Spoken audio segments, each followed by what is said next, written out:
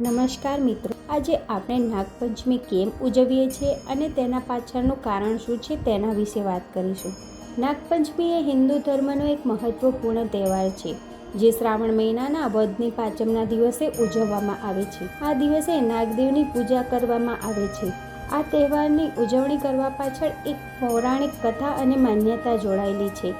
આ દિવસે ભગવાન કૃષ્ણએ કાલિયા નાગને હરાવી યમુનાવાસીઓને તેના પ્રકોપથી મુક્ત કર્યા હતા. આ ઘટનાની યાદમાં નાગપાંચમની ઉજવણી કરવામાં આવે છે. અન્ય એક કથા અનુસાર નાગદેવતા એ શિવજીના ગળાનો હાર માનવામાં આવે છે અને તેની પૂજા કરવાથી ભગવાન શિવ પ્રસન્ન થાય છે.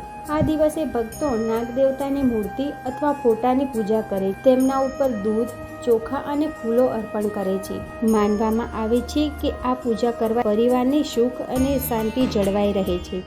આ તહેવાર પ્રકૃતિ અને જીવનસૃષ્ટિ પ્રત્યેનો આદર દર્શાવવાનો એક માર્ગ છે. જો તમને આ વિડીયો ગમ્યો હોય તો લાઈક કરો, શેર કરો અને સબસ્ક્રાઈબ કરવાનું ભૂલશો નહીં.